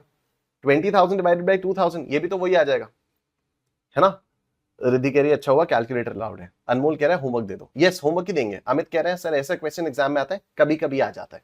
ठीक है, तो अब ये वाला क्वेश्चन आपको क्या करना होगा, ये वाला क्वेश्चन आप लोग होमवर्क में करोगे। ठीक है, ये वाला क्वेश्चन आप लोग होमवर्क में करोगे। डन। चलो आगे देखो, मजेदार चीजें जो मैंने आपको आज की क्लास की स्टार्टिंग में बताया, आईफोन वाला मैंने आपको एग्जांपल दिया था, मैंने आपको आईफोन वाला एग्जांपल दिया था, 2 लाख रुपए का आईफोन है, आपने 30,000 डाउन पेमेंट किया, 1,70,000 रुपीज के लिए आप इंस्टॉलमेंट्स पे करोगे, ठीक है, 1,30,000 रुपीज के लिए आप इंस्टॉलमेंट पे करोगे, तो जो भी आप इंस्टॉलमेंट्स पे करोगे, वो 170 के लिए आप इंस्टॉलमेंट्स पे करोगे, तो जो भी आप इंस्टॉलमेंट्स पे करोगे उन सब की present value will be 1,70,000 rupees. Yes, ये बात समझ में आ रही है? देखो मैंने आपको क्या बताया कि अगर आप एक आईफोन आज पूरा का पूरा, हाँ जी 14.2 ही आंसर होगा मनमोहन, ठीक है, तो अगर आप एक आईफोन आज तुरंत खरीदते हो तो आपको आज अपनी जेब से देना होगा कितना, 2 लाख रुपीस देने होंगे। इसको हम लोग बोलते हैं कैश डाउन प्राइस, इसको हम लोग बोलते हैं cash down price. Cash down price का मतलब क्या हो गया, पैसा रखो, put the cash down and take away the product, ठीक है, put the cash down and take away the product, simple. Cash down price का मतलब क्या हो गया, put the price down and take away the product, तो put 2 lakh rupees down and take away the product. उसके बाद मैं आपको नहीं जानता, आप मुझे नहीं जानते, डन। लेकिन इसके दो कंपोनेंट्स क्या क्या हो जाते हैं, एक तो 30,000 रुपीस का जो मैंने आपको बताया, and this is known as down payment. ये क्या हुआ, ये हो गया डाउन पेमेंट, ठीक है, ये हो गया डाउन पेमेंट, तो 30,000 रुपीस हो गया डाउन पेमेंट। और ये जो 1,70,000 रुपीस है, ये जो 1,70,000 रुपीस है, ये क्या हो गया, ये हो गया बैलेंस। इस 1,70,000 रुपीस के लिए आप इंस्टॉलमेंट्स पे करोगे, और इन सभी इंस्टॉलमेंट की जो प्रेजेंट वैल्यू आएगी वो ये 1,70,000 रुपीस आएगी। ये स्ट्रक्चर आपको समझ में आ रहा है, ये स्ट्रक्चर आपको समझ में आ रहा है? Yes, quickly tell me everyone, क्या ये स्ट्रक्चर आप सबको समझ में आ रहा है? Yes, done. सृष्टि कह रही है कि सर इतने बड़े बड़े क्वेश्चंस को सॉल्व करने में तो बहुत ज्यादा टाइम लग जाएगा, ठीक है, डेफिनेटली लगेगा, मैं इसको बिल्कुल डिनाई नहीं कर रहा हूं, ठीक है, लेकिन अगर आप प्रैक्टिस करते रहोगे तो आपकी स्पीड इंक्रीज होगी, ठीक है, स्पीड इंक्रीज करने का एक ही तरीका है और वो है प्रैक्टिस, राइट। तो जो भी शॉर्टकट्स मैंने आपको बताए हैं, कई सारे क्वेश्चंस ऐसे भी हैं जो आप देखते ही 1 सेकंड 2 सेकंड में सॉल्व करते हो, ठीक है, कई सारे ऐसे भी होते हैं कि जो आप 1 सेकंड में 2 सेकंड में 5 सेकंड में क्वेश्चन सॉल्व कर लेते हो। आगे चलकर भी हम लोग बहुत सारे चैप्टर्स ऐसे देखेंगे, एग्जाम में भी हम लोग देखेंगे कई सारे क्वेश्चंस ऐसे आते हैं जो आप 5 सेकंड में 10 सेकंड के अंदर अंदर सॉल्व कर लेते हो। तो जो भी क्वेश्चंस आपके पास इतने बड़े बड़े आते हैं, उनको देखकर कभी भी घबराना नहीं है। क्यों नहीं घबराना है, क्योंकि you will be saving a lot of time in those questions जो आप 5-10 सेकंड में सॉल्व कर पाओगे, ठीक है। मैंने 10 क्वेश्चंस सॉल्व किए, अब 10 क्वेश्चंस, वो दसों के दसों क्वेश्चंस, कोई 5 सेकंड में सॉल्व हो गया, कोई 7 सेकंड में, कोई 10 सेकंड में। मैं मान के चल रहा हूं I solve 10 questions in 10 seconds each, तो 100 सेकंड्स हो गए, ठीक है। लेकिन मैंने तो उसके लिए 10 मिनट्स एलोकेट किए थे, मैंने 10 क्वेश्चंस के लिए 10 मिनट्स एलोकेट किए थे, लेकिन हो कितने में गए, 100 सेकंड्स में हो गए। तो 10 मिनट्स में कितने सेकंड्स है, 600 सेकंड्स है। हो कितने में गया, 100 सेकंड्स में काम हो गया, तो मतलब 500 सेकंड्स बचे हैं ना। ये जो 500 सेकंड्स आपके पास बचे हैं, इन 500 सेकंड्स में आप उन क्वेश्चंस के टाइम को यूटिलाइज करोगे जहां पर आपको लंबी लंबी कैलकुलेशंस करनी है या लंबे प्रोसेसेस है। तो बिल्कुल भी उसको लेकर परेशान मत हो, लेकिन हाँ एक चीज का ध्यान रखना, प्रैक्टिस आपको जरूर करनी है, ठीक है, प्रैक्टिस आपको जरूर करनी है। शुभजीत कह रहे took me 5 minutes to solve all the questions of lecture 1। Yes, very nice. Tejas कह रहा है सर पर इसमें भी इंटरेस्ट इंक्लूडेड है। ये जो 1,70,000 रुपीज की आप इंस्टॉलमेंट्स दोगे ना, उन इंस्टॉलमेंट्स में इंटरेस्ट इंक्लूडेड होगा, ठीक है। ये जो 1,70,000 रुपीज का बैलेंस पेमेंट करोगे, इस बैलेंस पेमेंट के लिए आप इंस्टॉलमेंट्स में पे करोगे, तो उन इंस्टॉलमेंट्स में इंटरेस्ट इंक्लूड होगा। तभी उसी इंटरेस्ट अमाउंट से तो हम लोग जब प्रेजेंट वैल्यू निकालेंगे तो 170 आएगा, ठीक है। सर आपने स्कैनर बुक में डिवाइड किया है, क्वेश्चन बहुत हेल्पफुल है, annuity, compound interest, simple interest. Yes, thank you Sameer, thank you, ठीक है। और ये बहुत अच्छी बात है कि आप स्कैनर कर रहे हो, क्योंकि मैंने पहली क्लास में ही बोला था कि सिंपल इंटरेस्ट के जब क्वेश्चंस कंप्लीट हम लोगों ने कर लिए थे, तो मैंने कहा था सिंपल इंटरेस्ट के क्वेश्चंस अब आप स्कैनर से कर सकते हो। तो if you know this very well, that means you are doing scanner, तो that is very very good, ठीक है, वेरी गुड समीर। अब आप ये वाला क्वेश्चन देखो, Y bought a TV costing 13,000 rupees, 13,000 रुपए का इसने टीवी खरीदा, by making a down payment of 3,000 rupees, 3,000 रुपए का डाउन पेमेंट किया, ठीक है, and agreeing to make equal annual payment for 4 years। तो बैलेंस जो 10,000 रुपए बचा उसके लिए 4 साल का ये पेमेंट करेगा। तो अब आप यहां पर स्ट्रक्चर देखो 13,000 रुपए का टीवी है, तो this is the cash down price, ठीक है, 13,000 रुपए का टीवी है, तो this is the cash down price, right. हमने 3,000 रुपए क्या किए, हमने 3,000 रुपए डाउन पेमेंट किया, हमने 3,000 रुपए डाउन पेमेंट किया, बचा कितना, बचा 10,000 रुपए। यही तो बैलेंस होगा। और इसी 10,000 रुपए को पे करने के लिए आप इक्वल इंस्टॉलमेंट्स पे करोगे। अगर आप इस 10,000 रुपए को पे करने के लिए इक्वल इंस्टॉलमेंट्स पे करोगे, तो don't you think this is kind of a loan that you already taken? Yes. And if this is kind of a loan that you already taken, don't you think this is the present value of annuity regular? तो ये जो 10,000 rupees आपका balance है, जिसके लिए आप installments pay करोगे, this 10,000 rupees is nothing but the present value of annuity regular. Very good Akash, Ridhi, Lokesh, absolutely right. ठीक है, तो अब पूछा है how much would each payment be if the interest on unpaid amount be 14% compounded annually. तो simple हो गया, पीवीएआर आपका आ गया 10,000, पीवीएआर आ गया 10,000 टाइम तो देखो यहां पर क्या हुआ, equal annual payments for 4 years, तो टाइम 4 साल का हो गया। ठीक है, टाइम 4 साल का हो गया। उसके बाद रेट ऑफ इंटरेस्ट कितना हो गया, रेट ऑफ इंटरेस्ट हो गया 14%, रेट ऑफ इंटरेस्ट आ गया आपका 14%, नॉकपी आ गया 1, and you have to find out the amount of installments. तो अमाउंट ऑफ इंस्टॉलमेंट्स तो ऐसे ही आएगा, पीवीएआर 1 प्लस आई बाई नॉकपी raise to the power T into नॉकपी माइनस 1 अपॉन आई बाई नॉकपी इंटू 1 प्लस आई बाई नॉकपी raise to the power T into नॉकपी। ठीक, 10,000 upon 1 plus 0.14 by 1 raised to the power 4 into 1 minus 1 upon 0.14 by 1 into 1 plus 0.14 by 1 raised to the power 4 into 1.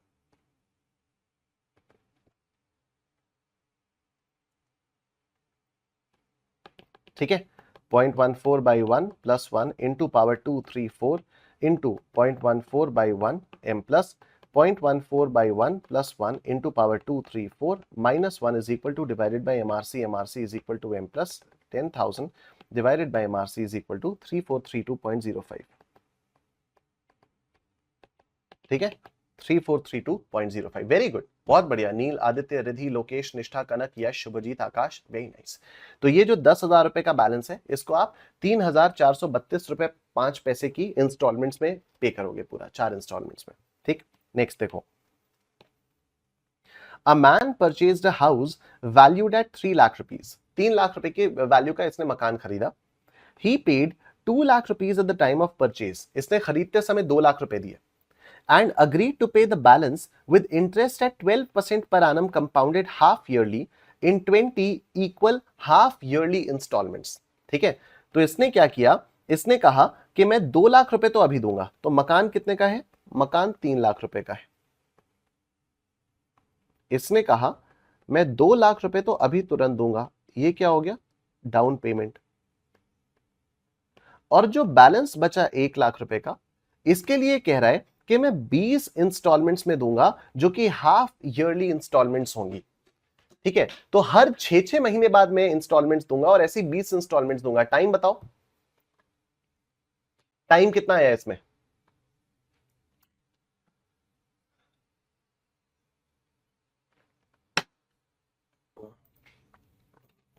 Very nice, time is 10 years. Manmohan, Kanak, Niharika, very good. Time is 10 years, क्योंकि हर 6-6 महीने बाद installments दूंगा। तो ये मेरी क्या हो गई, ये हो गई present value of annuity regular. ठीक है, तो if the first installment is paid after 6 months from the date of purchase, मतलब 6 महीने के बाद पहली इंस्टॉलमेंट दी गई, then amount of each installment is, तो एन्युटी रेगुलर हो गया। Very nice. तो PVAR is 1 lakh, time is 20 years, नॉकपी is 2, rate of interest is 0.12। ठीक है, हमें अमाउंट ऑफ एन्युटी निकालना है।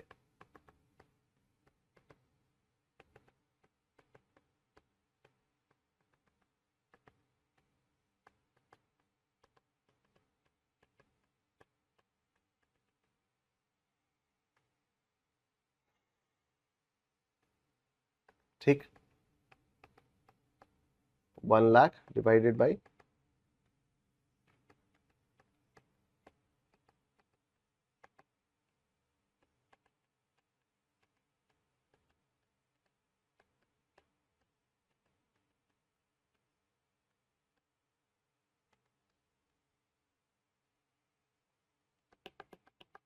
0.12 by 2 plus 1 into power 2, 3, 4, 5, 6, 7, 8, 9, 10, 1, 2, 3, 4, 5, 6, 7, 8, 9, 20 into 0.12 by 2 m plus into power 2, 3, 4, 5, 6, 7, 8, 9, 10, 1, 2, 3, 4, 5, 6, 7, 8, 9, 20 minus 1 is equal to divided by MRC. MRC is equal to M plus 1 lakh divided by MRC is equal to 8718.46। क्या बात है, ठीक है।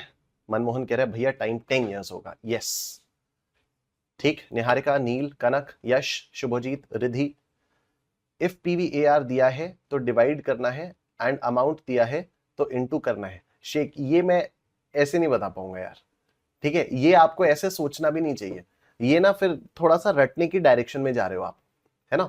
आप ये देखो आपको निकालना क्या है, आप ये देखो क्वेश्चन समझ के प्लीज इसको ना ऐसे थोड़ा सा इस माइंडसेट से ना आपको बाहर आना होगा। अगर ये दिया है तो ये करना है, ये दिया है तो ये करना है, इस वाले माइंडसेट से आपको बाहर आना होगा। आप क्वेश्चन पढ़ो, क्वेश्चन पढ़ के देखो कि क्या करना है, आपको निकालना क्या है, ठीक है। अमाउंट ऑफ ईच इंस्टॉलमेंट आपको निकालना है। आप ये देखो मैं कैसे कर रहा हूं, मैं कैसे लिख रहा हूं, एक एक लाइन पढ़ के मैं इंफॉर्मेशन को कैसे लिख रहा हूं। जस्ट कॉपी करो मुझे, और कुछ नहीं आपको नया करना है, ठीक है। आप इनिशियली मुझे कॉपी करो, उसके बाद फिर आप अपना स्टाइल डेवलप कर लोगे, ठीक है। तो ये आपको क्वेश्चन पढ़ के देखना पड़ेगा कि क्या चीज दी हुई है तो क्या निकालना है, तो कैसे है, ठीक है। डन, चलो नेक्स्ट। अब देखो ये वाला क्वेश्चन देखते हैं। मेरे स्कैनर में तो पास्ट ईयर क्वेश्चन वाइज दिया हुआ है, मेरे स्कैनर में तो पास्ट ईयर क्वेश्चन वाइज दिया हुआ है। हाँ, तो पास्ट ईयर क्वेश्चन वाइज ही है, हर स्कैनर में क्वेश्चन वाइज ही है ऋषि। चैप्टर के फर्स्ट पेज पे, कोई भी चैप्टर जब स्टार्ट होगा ना तो फर्स्ट पेज पे आपको टॉपिक वाइज टेबल दिखाई देगी, ठीक है। जैसे अगर आप मैथमेटिक्स फॉर फाइनेंस देखोगे, unless you have very old scanner, अगर आपके पास कोई बहुत ही पुरानी स्कैनर है तो उसकी बात अलग है, लेकिन अगर आपने अभी रिसेंटली परचेज किए तो नई वाली सारी स्कैनर्स में हम लोगों ने हर चैप्टर के स्टार्टिंग में टेबल डाली हुई है। उस टेबल पर लिखा हुआ है कि सिंपल इंटरेस्ट के कौन कौन से क्वेश्चंस किस किस अटेम्प्ट से आए हुए हैं और कहां कहां कौन कौन से पेज नंबर्स पे मिलेंगे, with proper page numbers and everything, everything is given, ठीक है।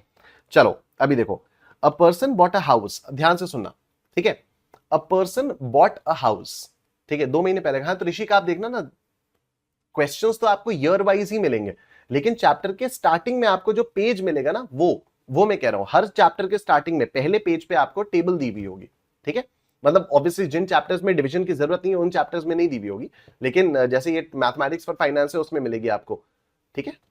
A person bought a house paying 20,000 rupees cash down and 4,000 rupees at the end of each year for 25 years at 5% per annum compound interest, the cash down price is. अब देखो इस वाले question में एक ambiguity है। अमित कह रहे हैं मेरा आंसर नहीं करते भैया आप। अरे क्या मिस हो गया भाई? अमित कर तो रहा है यार, सबके आंसर्स कर रहा हो यार। अच्छा, ये इसने पूछा एक दिन में स्कैनर से कितने क्वेश्चंस करूं, ये आपके टाइम के ऊपर डिपेंड करता है यार, ये मैं नहीं बता पाऊंगा आपको। आप जितने भी क्वेश्चंस करो, लेकिन मेक श्योर कि उसका रिवीजन प्लानर आप कैसे बनाओ, ठीक है। इस बारे में तो हमारी कई बार बात हो चुकी है ना, आप जितना भी कर सकते हो आप उतना करो, लेकिन उसका रिवीजन प्लानर आप बनाओ properly. Make sure that you follow the revision planner, जो गूगल कैलेंडर पे रिवीजन प्लानर है ना, वो बना के उसको फॉलो करना बहुत जरूरी है, ठीक है। अमित चलो आ जाओ, इस वाले क्वेश्चन पे आते हैं। A person bought a house paying 20,000 rupees cash down. It should not be cash down, it should be down payment. ठीक है, तो a person bought a house paying 20,000 rupees down payment and 4,000 rupees at the end of each year for 25 years. अब आपसे पूछा है the cash down price is, तो मैंने आप लोगों को बताया था कि जो ऊपर होता है वो होता है cash down price, ठीक है। इसको दो पार्ट्स में डिवाइड किया जाता है, एक होता है डाउन पेमेंट, एक होता है डाउन पेमेंट और एक होता है बैलेंस। ये जो बैलेंस होता है यही होता है PVAR, ठीक है, यही होता है PVAR। अब यहां पर आपको क्या दिया हुआ है कि 20,000 रुपए का डाउन पेमेंट दिया, ठीक है, 20,000 रुपए का डाउन पेमेंट दिया और 4,000 रुपए दिया at the end of each year for 25 years. हर साल के एंड में 25 सालों तक 4-4 हजार रुपए दिया। तो वो जो इंस्टॉलमेंट्स 4-4 हजार रुपए की है उन सब की प्रेजेंट वैल्यू ही तो बैलेंस होगा। ये बात सबको समझ में आ रही है? हाँ जी दीदी, ICAI के नशे, ये बात सबको समझ में आ रही है कि जो आप इंस्टॉलमेंट्स पे कर रहे हो 4-4 हजार रुपए की for the next 25 years eight the end of 4 years eight the end of every year, उन सब की प्रेजेंट वैल्यू ही तो बैलेंस होता है, ठीक है। तो ये बैलेंस हमारे पास कैसे आएगा? PVAR करके आएगा। और जब हम इसको और इसको जोड़ देंगे तो हमारे पास कैश डाउन प्राइस आ जाएगा। यस, तो कैश डाउन प्राइस है क्या? Down payment plus PVAR of installments. ठीक है, तो यहां पर मैं लिखता हूं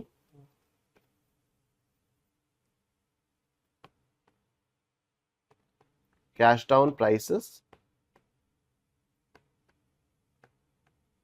down payment plus PVAR of installments. What is the down payment? Down payment is 20,000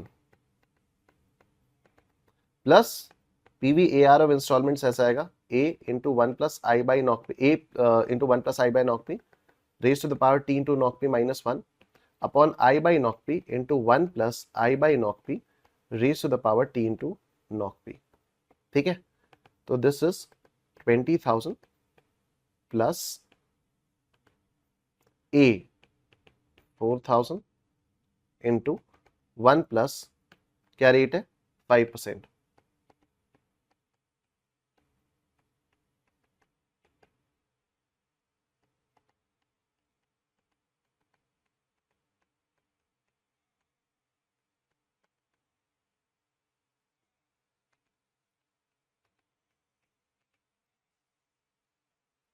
all right, तो देखो 0.05 by 1 plus 1 into power 2, 3, 4, 5, 6, 7, 8, 9, 10, 1, 2, 3, 4, 5, 6, 7, 8, 9, 20, 1, 2, 3, 4, 5 into 0.05 by 1 m plus 0.05 by 1 plus 1 into power 2, 3, 4, 5, 6, 7, 8, 9, 10, 1, 2, 3, 4, 5, 6, 7, 8, 9, 20, 1, 2, 3, 4, 5 minus 1 is equal two divided by MRC is equal two into 4,000। तो ये कितना आया? यह है 56,375.78, 56,375.78, तो ये आ जाएगा 76,375.78।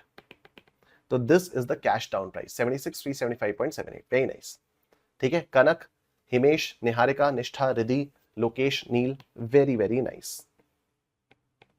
Option C is your answer. ठीक है, आइए सर, अब आज के लिए हम लोग इतना ही करेंगे। कल हम लोग अपना डिस्कशन कंटिन्यू करेंगे। नहीं, कल तो संडे है ना, शायद कल संडे। हाँ, तो मंडे हम लोग मिलेंगे, तब हम लोग कंटिन्यू करेंगे। अनमोल कह रहा है एक बार और में क्या बताऊं आपको? क्वेश्चन में क्या दिया हुआ था? क्वेश्चन में दिया हुआ था कि person bought a house paying 20,000 rupees down payment. यहां पर होना चाहिए था डाउन पेमेंट। एक बंदे ने 20,000 रुपीज का क्या दिया? 20,000 रुपीज का डाउन पेमेंट दिया। ठीक है, और 4,000 रुपए eight the end of each year दिए फॉर 25 ईयर्स। तो मैंने आपको क्या बताया कि कैश डाउन प्राइस क्या होता है? डाउन पेमेंट प्लस जो भी आप इंस्टॉलमेंट्स पे कर रहे होते हो उन सबकी प्रेजेंट वैल्यू। ठीक है, तो अब इसने क्या किया, 20,000 रुपीज तो डाउन पेमेंट दिया और 4,000 रुपीज दिया at the end of each year for 25 years. तो क्लियरली ये जो 4,000 रुपए ये दे रहा है 25 सालों तक, ये क्या हो गई? ये एक एन्युइटी हो गई। तो इस एन्युइटी की जो प्रेजेंट वैल्यू होगी वो हमारा बैलेंस अमाउंट हो जाएगा, क्योंकि 20,000 इसने डाउन पेमेंट दिया और balance amount is nothing but present value of annuity. तो अब क्वेश्चन में क्या पूछा है? कैश डाउन प्राइस पूछा है। कैश डाउन प्राइस ये आता है तो डाउन पेमेंट प्लस बैलेंस का। तो मैंने क्या कहा कि cash down price is down payment plus PVAR of installments. तो डाउन पेमेंट तो ये हो गया, और पीवीएआर ऑफ इंस्टॉलमेंट्स के लिए वाला फॉर्मूला लगा के वैल्यूज पुट कर दिया, आंसर आ गया। ठीक है, कॉन्सेप्ट अच्छे से क्लियर हो रहे हैं? Very nice. एक्स्ट्रा ले लो कल 2 से 4 घंटे। अच्छा, नाइस। शुभजीत कह रहे छुट्टी। यस अमित, कल रिवीजन पूरा जम के सर, बहुत बढ़िया। ठीक है, ऋषि कह रहे present value of annuity due भी है ना? हाँ जी है। डन अनमोल, चलो ये छुट्टी, bye bye everyone, take care. ठीक है, तो कल आपकी छुट्टी है, मंडे को हम लोग मिलेंगे एंड मंडे को will try to finish off this chapter. ठीक है, चलो bye bye, thank you, take care, अपना ध्यान रखो।